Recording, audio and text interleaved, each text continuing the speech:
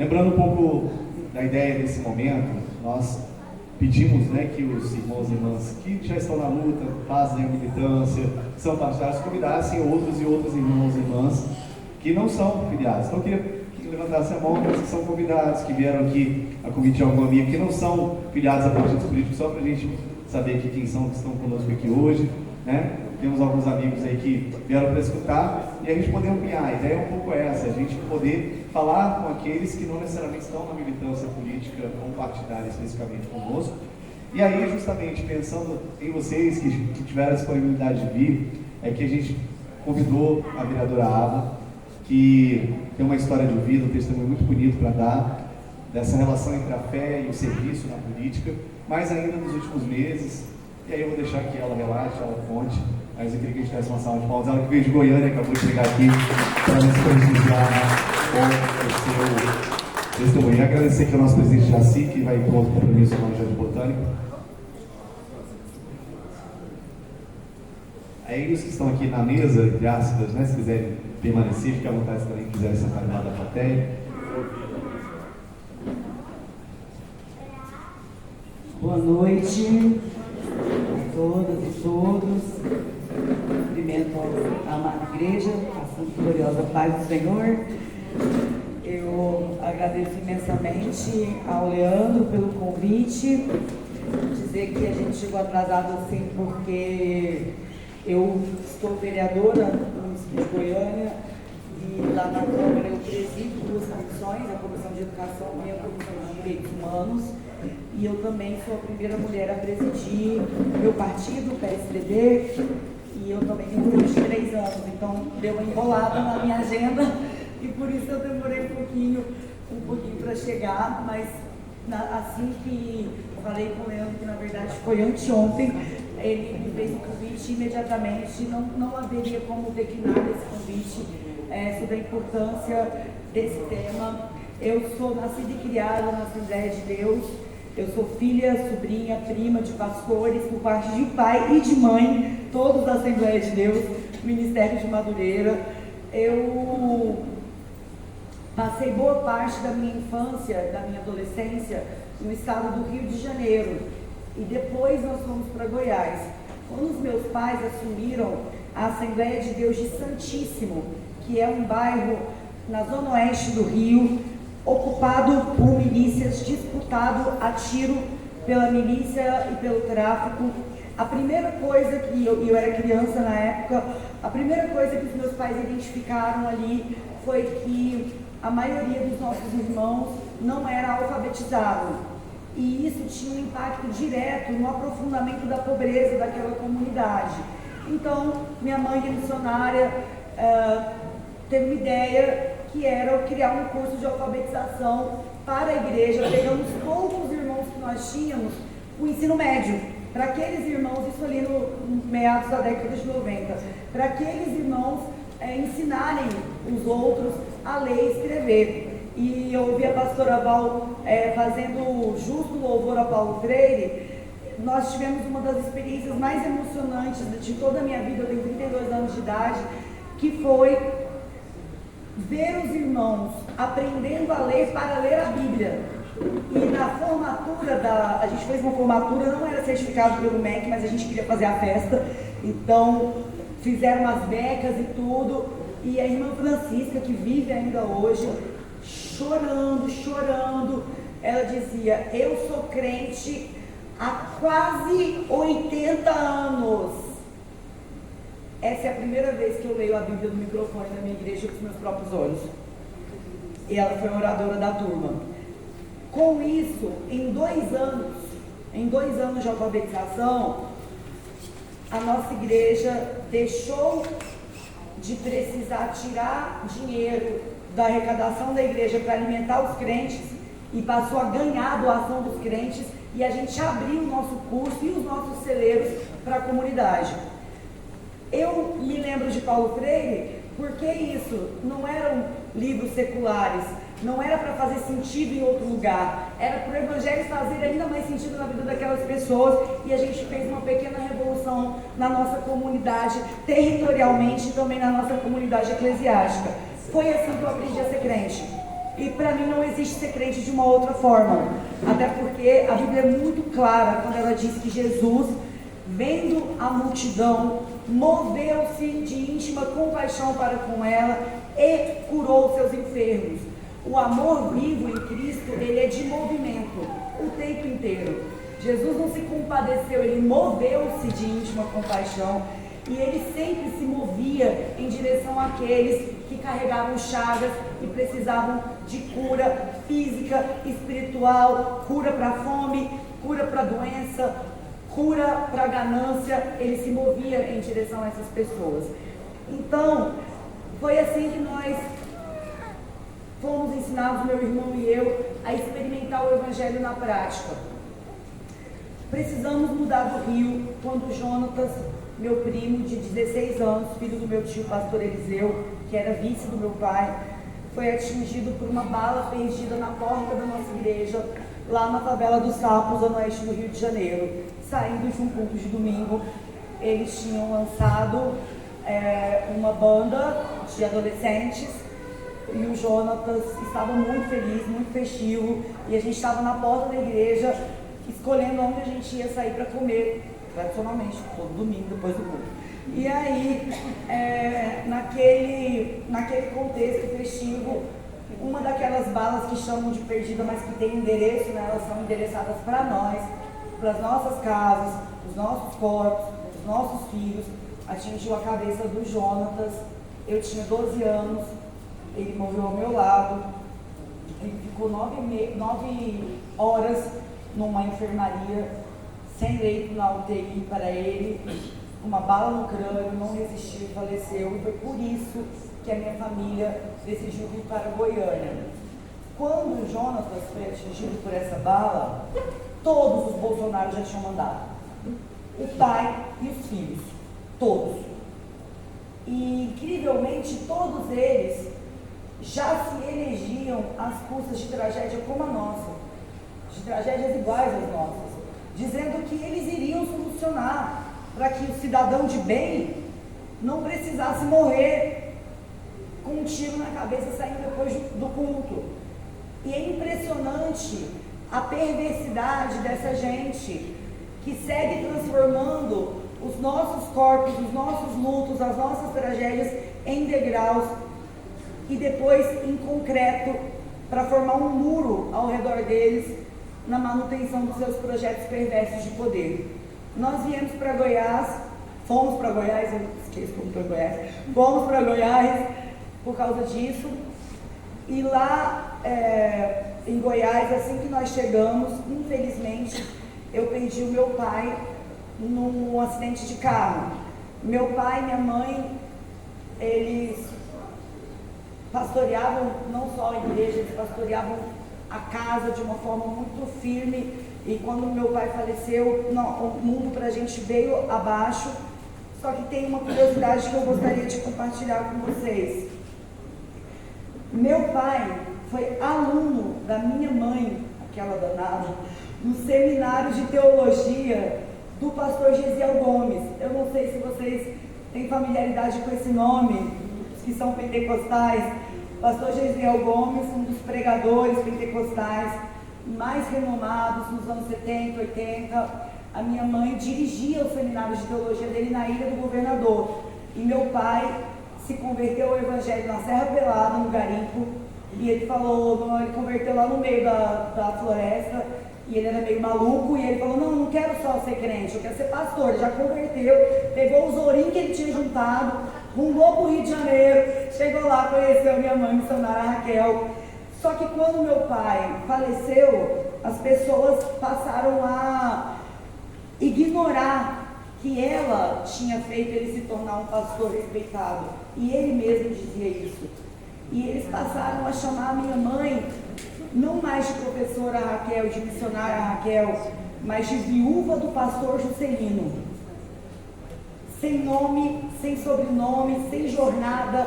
Essa mulher que foi dos 7 anos de idade até os 19 anos, empregada doméstica, para pagar o seu seminário de teologia, essa mulher que aos 19 anos de idade estava no campo missionário, essa mulher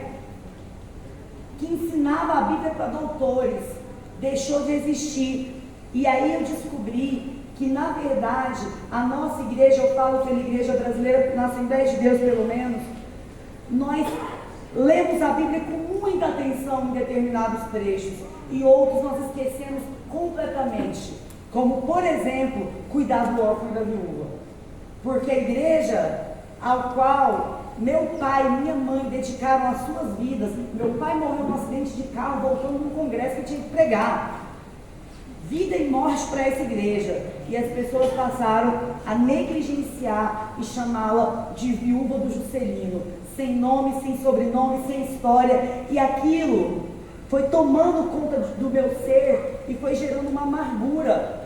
E eu pedi a palavra na nossa igreja, e o pastor passou a palavra para mim, eu tinha 15 anos, e eu fui subindo sangue assim, fui ficando vermelha, e eu falei: não nos enterrem vivas, vocês estão nos enterrando junto com ele. Eu fui feita inteira, ela foi feita inteira no Calvário, e quem ataca a nossa inteireza também ataca a cruz, porque nós não precisamos de intermediário, nós não precisamos do nome dele, nem do sobrenome dele, nosso intermediário é Cristo, e vocês estão nos enterrando vivos.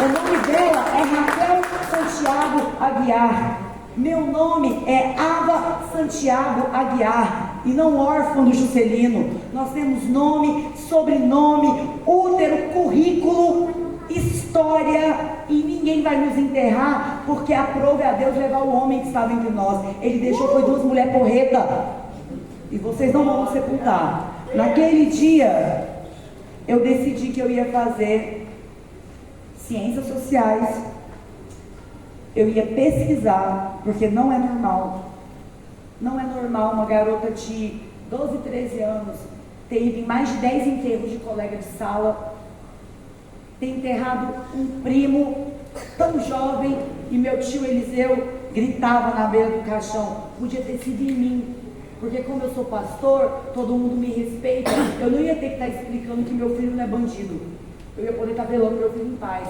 Não é normal que famílias passem por isso, não é normal que mulheres sejam silenciadas dessa forma, dentro das igrejas que elas ajudaram a construir. Decidi fazer ciências sociais, em memória à morte do Jonatas, em honra à vida da missionária Raquel, para entender, para compreender como mudar aquilo que não é normal. Porque tudo que é nos entregue como natural, a gente consolida como impossível de mudar, mas não é, tem como mudar. E aí, eu fui pesquisar juventude e gênero dentro das igrejas evangélicas, e eu me dedico a isso, então, desde que eu tenho 16 anos de idade. Muitas vezes, fui atacada e ofendida por pessoas que eu amo. Enquanto ovelha a ser apacentada, eu fui afugentada do rebanho muitas vezes. Muitas. E uma das perguntas foi quando a gente lançou, e a pastora Val mencionou, já estou finalizando, gente. Eu junto tudo que conversa pelos cotovelos, né? Filha de pastor, radialista, vereadora, professora da escola pública e mãe, né? Que diz: desce daí, menino. Então, nós criamos o primeiro núcleo permanente de enfrentamento à violência de gênero na minha igreja, o primeiro núcleo, assim, em uma Assembleia de Deus no Brasil. Nosso núcleo foi semifinalista no Prêmio Novário, que é um prêmio fornecido pela Fundação Marinho e Supremo Tribunal Federal. A gente foi para a semifinal, numa parceria com a Defensoria Pública de Goiás, com um núcleo especializado em defesa da mulher. Por quê?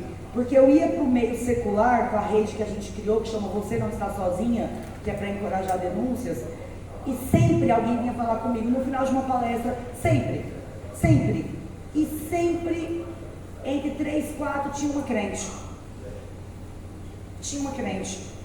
E eu perguntava para ela: você já falou sobre isso com alguém? Não, eu tenho medo. Você é a primeira pessoa que eu falo sobre isso. Isso é muito perturbador, porque se nós somos um corpo, como é que a gente desconhece, como é que a gente ignora que um membro desse corpo está sob tortura. Como? E aí eu cheguei no meu pastor, que tem 74 anos de idade, atualmente. Na época eu cheguei nele e falei: pastor, as nossas irmãs estão apanhando, e elas não estão apanhando do marido bêbado, igual a gente pinta no culto de quarta-feira, culto de libertação, que a gente manda elas orar para o marido converter. Não, elas estão apanhando do marido crente, do marido presbítero, do marido ministro de louvor, sabe? Que bate nelas, e quando não bate, ofende, humilha, violência psicológica, violência patrimonial, alija os ministérios delas, porque não aceitam, no seu ego fragilizado, inflado pelo pecado, não aceitam que essas mulheres resplandeçam o brilho de Cristo, e aí perseguem elas dentro dos lares. E aí meu pastor ficou com aquele tem na cabeça, eu fiquei barulhando ele também pra caramba. E ele falou assim: tá bom, Alan, tá bom, faz, cria. E nós chamamos a defensora pública, ela fez uma mentoria em Lei Maria da Penha para 200 pastores da Assembleia de Deus.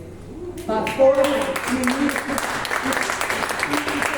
jornal, enfermeira, e aí meia dúzia deles começou, porque meu pastor é o pastor presidente, é no campo, né, na igreja matriz, e ele levou as congregações, levou todo mundo, aí meia dúzia chegou nele e ficou assim: ai pastor, porque o senhor está deixando o feminismo entrar na igreja, o feminismo, inimigo da família, e blá blá blá, e blá blá blá. E o pastor falava assim, engraçado, né, que as mulheres sempre teve apanhando, vocês vão reclamar, que soube uma feminista aqui para resolver.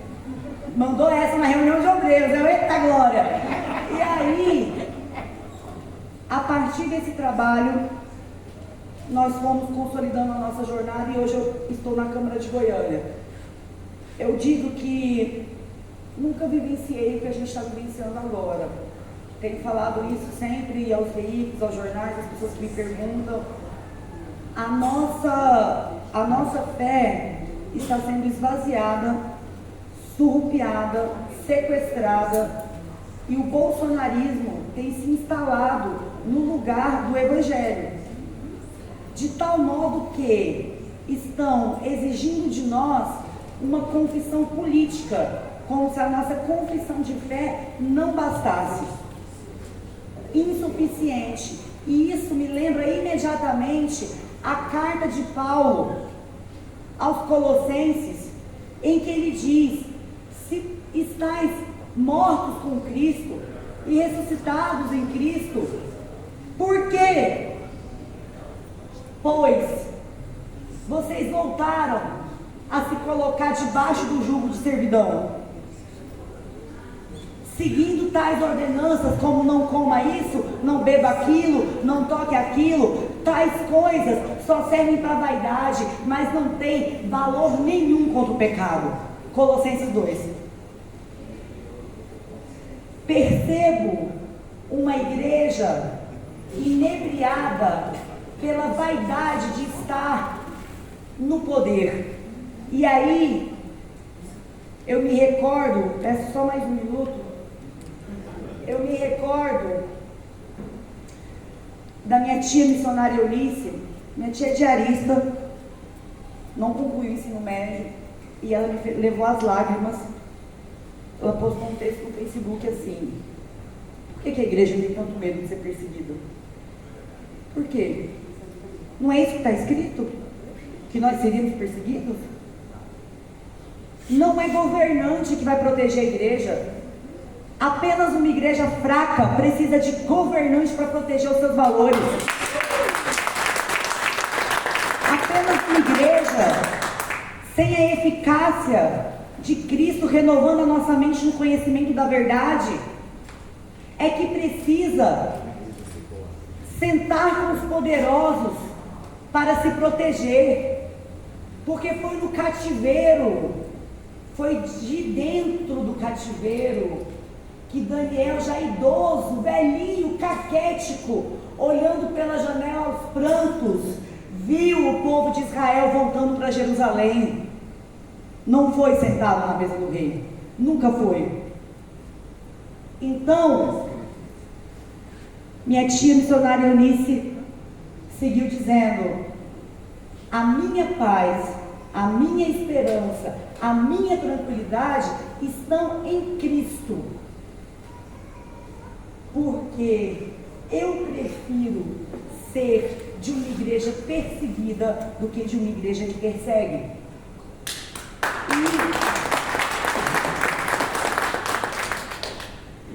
Eu sou autora da Lei de Combate à Intolerância Religiosa no município de Goiânia. Goiânia é a primeira capital do Centro-Oeste a ter uma lei própria sobre isso. E até sobre isso eu fui questionada. E eu falei, vocês estão se comportando como os babilônicos, lá do Salmo 137, que mantinham o povo de Israel no cativeiro e queriam que lá no cativeiro eles entoassem os cânticos de Sião. Isso é tortura. Isso é tortura. Como é que a gente pode querer replicar aquilo que o Evangelho sempre condenou? Como? Ah, você defende bandido. Ué, lógico, defendo mesmo. Jesus disse que aquele que não defende é maldito, é da apartar, porque ele esteve preso e não fomos visitá-lo. Então, a nossa primeira missão agora é enfrentar a antítese de Cristo entre nós. Porque se Cristo é a verdade, a sua antítese é a mentira. E a nossa igreja, a igreja brasileira, está simbolicamente levando Jesus à cruz novamente, propagando mentiras no lugar de dar honra e glória ao seu nome dentro dos templos. Então nós temos o dever de contar essas mentiras, de dizer que nós nunca fomos perseguidos durante os governos do PT, e dizer que se nós fôssemos, ou se nós formos perseguidos, nós somos igreja, nós não estamos aqui para ter folga nesse mundo. E mais, depois de eleger o presidente Lula, nós cobraremos dele, porque das 33 milhões de pessoas que passam fome nesse país, a maioria está em famílias chefiadas por mulheres. E essas mulheres, muitas delas, são as nossas irmãs, que dão a oferta. Mulheres pretas. Sim. E assim como a riqueza tem a cara dos herdeiros, a pobreza também tem a cara de uma mãe com seus filhos no colo. E nós precisamos estar ao lado do presidente Lula, não para adulá-lo, porque esse não é o nosso papel, mas para cobrá-lo que entregue para nós um país em que nós, as nossas irmãs e os nossos irmãos, voltem a comer. Do Evangelho é a gente que cuida, não é Lula que tem que cuidar, somos nós. É Lula que vai contestar. E depois disso, isso é compromisso político. Agora, enquanto chamado, nós temos um chamado de restaurar o que restar da igreja brasileira, que está em frangalhos. Não podemos desistir da igreja brasileira. Pelo contrário, assim como a viúva, cujo azeite foi sendo multiplicado na botija, enquanto havia botija, somos nós, dentro das nossas congregações, mesmo com raiva, como diz o apóstolo Paulo, cansados, mas não desanimados, nós restauraremos os vínculos a partir da centralidade de Cristo, da suficiência de Cristo, do poder da cruz, de restauração do Evangelho. Esse país precisa de nós, mas a igreja brasileira precisa mais ainda, e a gente não pode se furtar desse papel. Que Deus nos abençoe.